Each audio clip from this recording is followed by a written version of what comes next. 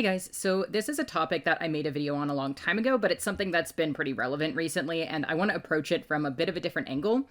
There's not much of a need for an intro here, so let's just get into it. I like to keep Jesus close, but my demons closer. I'm sure most people have heard the phrase, just respect my religion, in some capacity.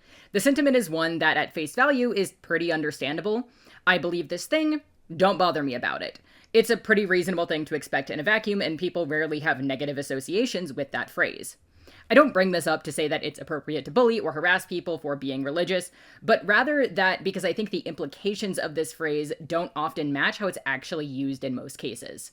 I think it's also worth noting the fact that there is a difference between respecting an idea and respecting someone's right to hold it, as well as a difference between respecting a belief system itself and respecting the individuals who subscribe to it. This idea of respect my religion is often invoked when being faced with criticism of those beliefs or people expressing ideas and beliefs of their own that either contradict that of their religion or call out harmful behaviors among its followers. While I've made a video like this before, what prompted me to talk about this in specific again was a recent conversation I had in which I shared the ideas that I talk about on this channel, that I do not think religion has any unique positive qualities, and beliefs as an abstract concept are not inherently deserving of respect. I was met with a response that to not respect a religious belief system is synonymous with discrimination. I will get into this further later, but I think it's worth examining this interaction because it highlights the issues with this statement and allows us to compare and contrast what types of qualities gain inherent respect versus what makes something needing to earn it. Because of this, I want to establish two ideas. What really is a religion, and is holding a certain belief a choice? Regarding what is a religion, this is obviously something that's pretty heavily debated and has gray areas. Obviously, not everyone is going to agree with where I draw the line in this, and that's fine, but for the sake of the conversation and what I'm personally defining as a religion, I believe it's sufficient for the purposes of this video. Not all religions are theistic, I think that's well understood. However, my definition is that a religion is a structured belief system containing supernatural and/or unobservable elements, which is used to help explain big questions we did not understand at the time of its conception. This often includes the beginning of life and/or the universe, death, pain and suffering, and validation of human exceptionalism. These explanations often rely on a god or gods, or metaphysical but non-sentient forces such as karma. While this is by no means a perfect definition, I think it roughly covers most major religions and also puts into context my issue with religion as a concept. Regarding the second question, how voluntary is belief in general? Not just in religions, but as a behavior. This isn't really a black and white question, obviously. You can't just tell yourself something is true and instantly believe it to be as such. I cannot believe Russell's teapot exists because I decided it did and truly feel that way. In this regard, belief is not a choice. It's often informed by your experiences growing up, things people tell you, information that you received, confirmation bias, and in general is built off of previous life experiences and, in my opinion, in the case of religion, often indoctrination at a young age or vulnerable point in your life. In regards to religion, this examination of pre-existing beliefs is appropriately called deconstruction, to take a step back from what you were taught and look at it critically. Deconstruction is not always synonymous with deconversion, as some people remain religious while doing so, but begin to reject ideas they see little support for or active harm in, such as purity culture or homophobia. It's also worth noting that deconstruction is an ongoing process of stepping back from your beliefs and examining them critically on a regular basis, especially whenever finding yourself acting in a way that you know does not align with your values. This aspect of deconstruction is actually very similar to something I've personally done in DBT therapy around guilt or very large emotional reactions, in which you step back and take a moment to assess if your emotional response is appropriate for the situation. For example, let's say you feel very guilty because you snapped at a family member you care for. Does doing that action not align with your values? It probably doesn't, so it is appropriate to feel guilty. However, the degree at which you feel that guilt is not proportional to the small action taken, and the most productive choice is to apologize for the action and move on. While the first couple times this is done, it likely won't actually change how you feel, doing so on a regular basis will begin to actually affect how you feel about the situation and behave in those situations, because you're able to reconcile the emotions with the logic. This skill of validating your emotions while being able to see them within their context is often called wise mind in DBT therapy. It's basically the coherent combination of emotions with rationality. Coming back to beliefs from that, my point in bringing up DBT is that while you can't force yourself to feel a certain way or believe certain things, you can take the steps to assess that information that you have and critically apply it to your own personal beliefs and feelings. In The Ethics of Belief, W.K. Clifford gives an example of someone convincing themselves of a false belief. This example is often referred to as Clifford's Ship, in which a dock owner has a ship he knows needs repairs. He convinces himself that the ship is seaworthy. After all, it's taken plenty of voyages and it's never harmed anyone. While he has evidence to the contrary, he chooses to neglect that information in favor of believing the ship is safe, because that's easier for him, and he comes to truly believe it. In the end, the ship sinks. However, Clifford argues that the dock owner would still be guilty even if it had not, as by allowing himself to believe something untrue, he is neglecting his epistemic responsibility.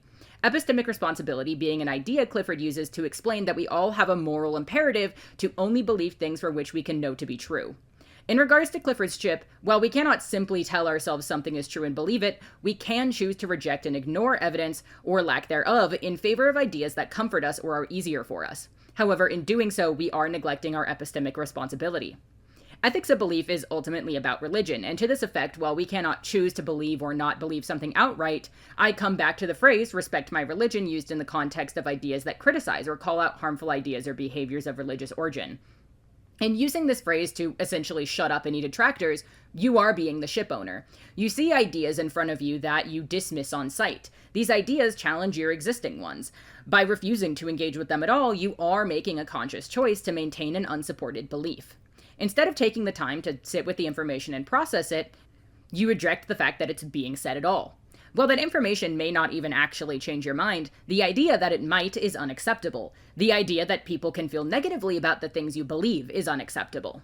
In this way, the origin of the belief is not a choice. Religion is almost entirely stemmed from indoctrination, something I personally believe to be a form of abuse. The abuse, of course, is not the child or vulnerable person's choice, but however unfortunate it may be, unlearning it is something that no one can do for you, and you can make the choice to unlearn it. But you can also make the choice to expect the world to coddle it, to let it remain unchallenged. I view young children and people still heavily entrenched in religious communities to be victims of religion, and I don't say any of the previous things to imply that it's easy or comfortable to reassess a worldview you were indoctrinated into, or even to accept that you were indoctrinated in the first place.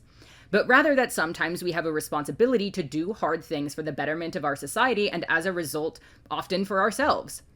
Going to a broader scope of this phrase, as religion is by definition something metaphysical, it's also fragile. The idea of faith is often propped up as a positive quality within religious communities.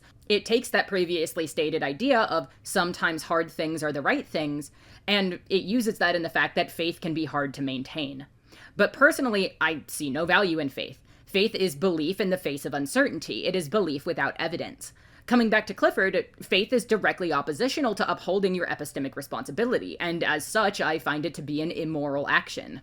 Faith is fragile because we find it hard to believe things without evidence, and even harder when presented with evidence to its contrary. Religion, being so prominent and often powerful throughout the vast majority of human history, has used this power in order to self-preserve.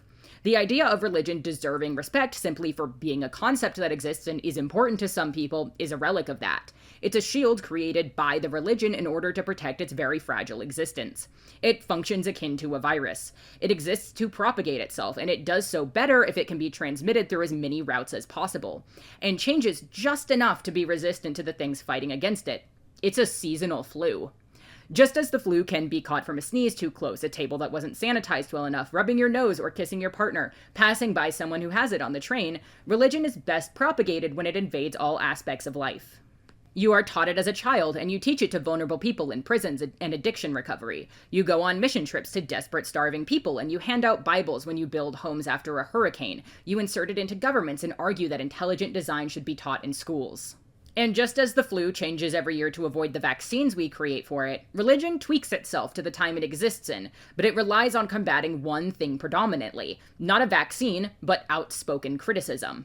It simply has to do so in a different way as the landscape it exists in changes. Whether it's the Catholic Church imprisoning you, whether you're socially outcast or bullied, whether you're fired from your job or career, whether you are barred from holding public office, be it through law or unspoken social standards. There must be a way to shut down its biggest reoccurring threat, and that method of sustaining itself has to conform to the level of progress and cultural attitudes of what time it exists in, or people might go a little too hard trying to eradicate it. The idea that religion inherently deserves respect is one that's not applied to any other belief. Me being vegan for ethical reasons that are secular is not afforded the same respect as a Jain who's vegetarian. People's political views are not afforded, well, that's just what they believe status, with the notable exception of when they're informed by religion. No one takes it seriously to hear just respect their beliefs to people who don't vaccinate their kids. And by no means is this me saying that those things deserve more respect, but rather that religion deserves less. In my book, a belief earns respect by being truthful to the best of our knowledge, and bonus points if it reduces harm. Religion does not meet either of those qualifiers, and as such, I don't respect it. In regards to Christianity specifically, there's also a double standard at play. While I am expected to abandon my own values and hold reverence for theirs, it is permissible to not only attempt to silence my views while proclaiming proselytizing is acceptable and should go unchallenged, but to outwardly attack and belittle people who live lives outside the rules of their religion. The prominence of this idea is why it's so common to state that someone's religious rules apply to them, not others. Everyone else is expected to sit quietly while they scream their beliefs from the rooftops, often in ways that expect other people outside those beliefs to conform to them. While it would be absolutely fair to point out that these Christians don't need to conform to my beliefs and values either, meaning they don't have to believe neglecting epistemic responsibility to be immoral, or should be allowed to have lower standards of evidence to maintain those beliefs than I do, this double standard is where the issue is presented. Respecting those people's right to hold different values, no matter how harmful or wrong I find them to be, is something I do stand by. I do respect their right to do that. But freedom of speech and freedom of belief goes both ways. Freedom of religion is not freedom from criticism, same as freedom of speech is not freedom from social consequences. You can say and believe whatever the fuck you want, but that right does not just extend to people who agree with you, meaning I have just as much right to tell you that you're wrong as you are to say the wrong thing. You are never obligated to respect any beliefs, including my own, and including anyone's religion. Thank you for watching, guys. If you like my content and want to support me in the free way, go ahead and subscribe and like, or if you want to support my content financially, go ahead and check out my commission info and Ko-fi in the description. If I pissed you off, or you think I'm gonna go to hell or whatever, dislike that shit. Go off. Ha de. The children think too much. They've hardly a fear of God. Always asking questions they should only wish away. Sundays every